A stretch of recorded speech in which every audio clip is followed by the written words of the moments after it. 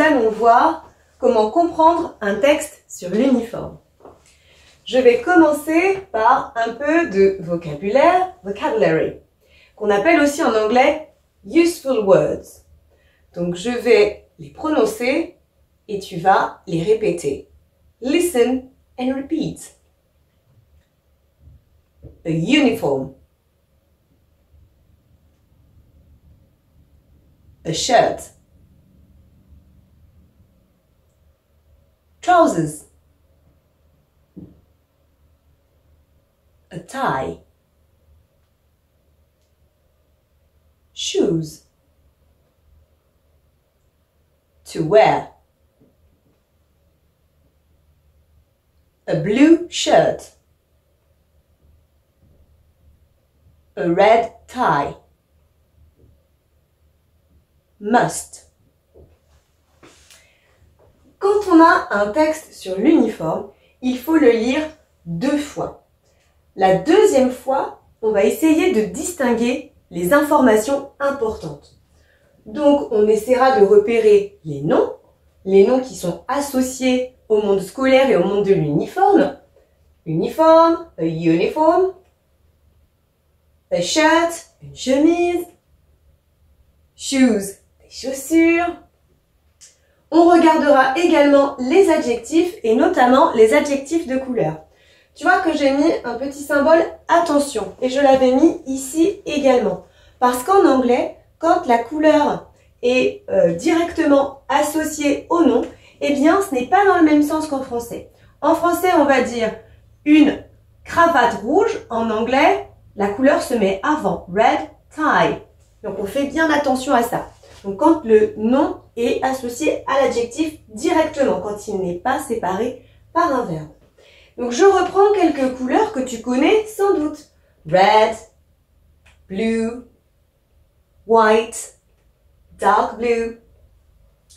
Ensuite, on va regarder les verbes et les auxiliaires, comme to have, qui marque la possession. I have a blue shirt. J'ai une chemise bleue. On pourra aussi regarder le génitif, puisque le génitif, ça marque également la possession. Comme ici, Mary's shirt, la chemise de Marie. On regardera s'il y a la marque de l'obligation avec must ou have to. He must wear a tie. Il doit porter une cravate. He has to wear a tie. Il doit porter une cravate aussi. Mais dans un cas, c'est must et dans l'autre, has to. Les deux servent à exprimer l'obligation. On pourra aussi regarder s'il n'y a pas des marques de l'interdiction avec can't ou mustn't. Can't qui correspond à can not et mustn't qui correspond à must not. Let's practice. Afin de voir si tu as bien compris la leçon, je te propose un texte sur l'uniforme. Je vais le lire 2 fois et ensuite, il faudra répondre aux questions. Les questions sont en français et on répondra true or false, c'est-à-dire vrai ou faux. Tu es prêt? Je vais commencer la première lecture. Mary's uniform. Mary is a Welsh pupil. She lives in Cardiff and is 12 years old. When she goes to school, she must wear a uniform. Every day, she has to wear a white shirt, green trousers or skirt, and black shoes. Mary's tie is yellow. Je le lis une deuxième fois. Mary's uniform. Mary is a Welsh pupil. She lives in Cardiff and is 12 years old.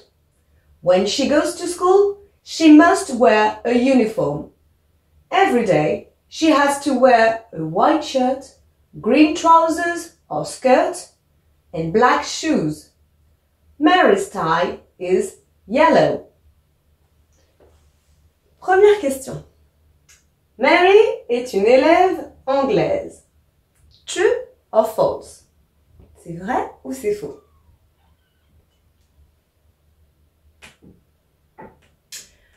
False. Mary n'est pas anglaise, elle est galloise. Elle vient du pays de Galles. Mary a 12 ans. True or false?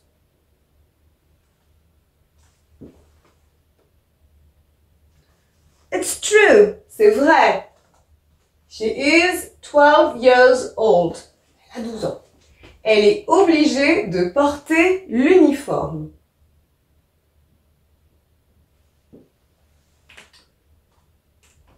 It's true. C'est vrai. She must wear a uniform. Must, on avait vu dans la leçon que c'était l'obligation. Sa chemise est verte.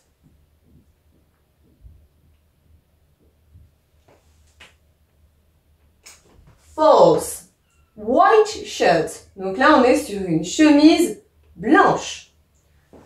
Le pantalon ou la jupe est verte.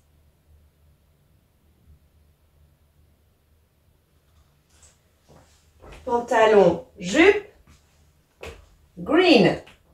C'est vrai, true. Green trousers or skirt. Les chaussures sont bleues.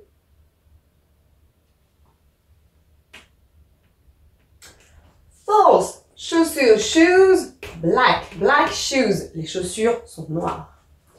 Et pour terminer, Mary ne porte pas de cravate.